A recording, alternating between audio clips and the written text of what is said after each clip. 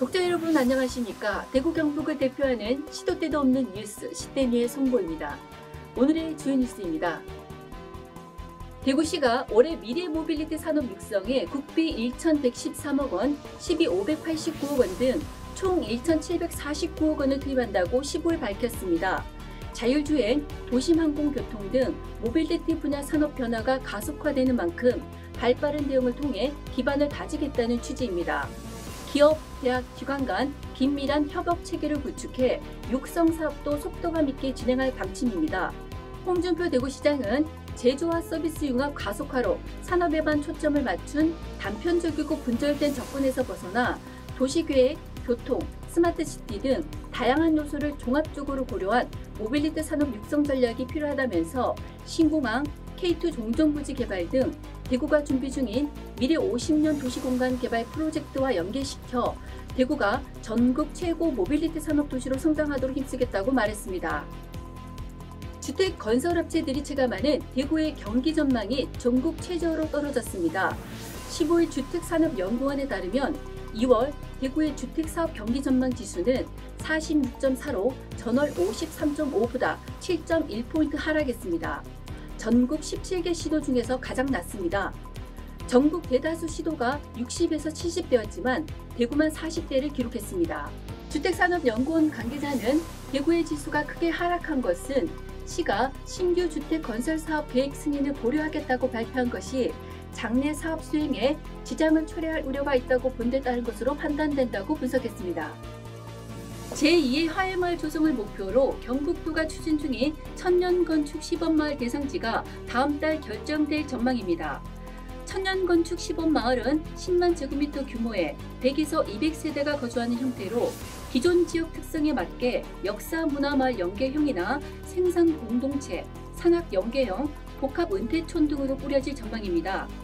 천년건축 시범마을은 지난달 시장 군수 연석회의에 참석한 이철우 경북도지사가 지방시대를 주도하기 위한 8대 과제 중 하나로 언급했습니다.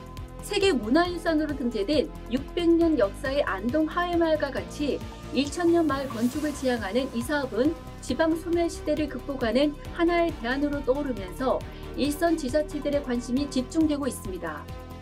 일본 오키나와에서 전지훈련을 진행하고 있는 삼성 라이온즈에서 부상자가 잇따르고 있습니다. 15일 삼성에 따르면 내야수 조민성이 타격훈련 도중 왼쪽 옆구리에 불편함을 느꼈고 구단은 선수 보호 차원에서 귀국 조치를 내렸습니다. 조민성은 한국으로 돌아와 구단 지정 병원에서 정밀검진을 받을 예정입니다. 우한 투수 황동재도 우측 팔꿈치 부상으로 조기 귀국했습니다. 황동재는 검진 후 재활군에 합류할 예정입니다. 황동재의 조기 귀국으로 삼성의 5선발 경쟁 체제는 허윤동, 양창섭, 장필준 등 3파전으로 좁혀질 전망입니다. 이 밖에 외야수 김현중과 내야수 김지찬, 이재현도 훈련을 하다가 몸의 부담을 느껴 1군 캠프에서 2군 캠프로 이동해 휴식을 취하고 있습니다. 대구도시 철도 4호 성격인 엑스코선에 적용키로 했던 모노레일 방식이 불발되면서 3호선 전동차의 사용 연한이 도래할 경우 대책이 불투명하다는 지적이 나오고 있습니다. 15일 대구교통공사 등에 따르면 3호선 모노레일 제작사인 일본의 철도 차량 생산업체 히타치가 형식 승인을 받기 어렵다는 이유로 엑스코선 사업에 참여 불가를 통보했습니다. 대구교통공사도 국토교통부, 철도기술연구원과 승인 면제 협의를 했으나 불가 답변을 받았습니다. 이에 따라 히타치가 한국의 전동차 공급을 중단할 가능성도 배제할 수 없게 됐습니다. 철도안전법상 2015년 영업시운전을 시작한 대구 도시철도 3호선의 내구 연한은 2035년까지입니다. 그 전에 정밀 안전진단을 통해 10년에서 15년까지 연장 사용도 가능합니다. 그러나 연장 사용 이후에도 히타치 외엔 뚜렷한 대안이 없습니다.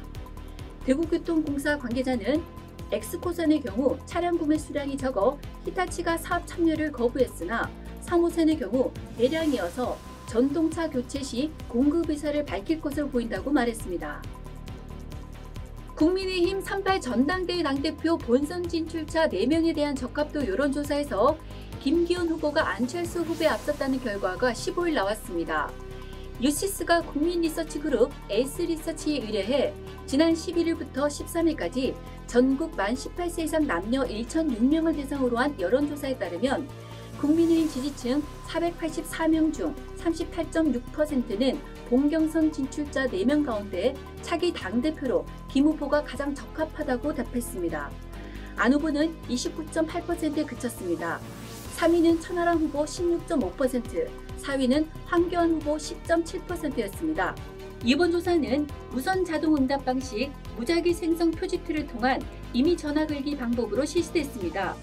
응답률은 1.7%였고 표본 오차는 95% 신뢰 수준의 플러스 마이너스 4.45%포인트입니다.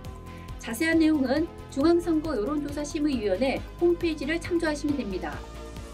지금까지 2월 16일 목요일 시도 때도 없는 뉴스였습니다. 다음 시간에 뵙겠습니다.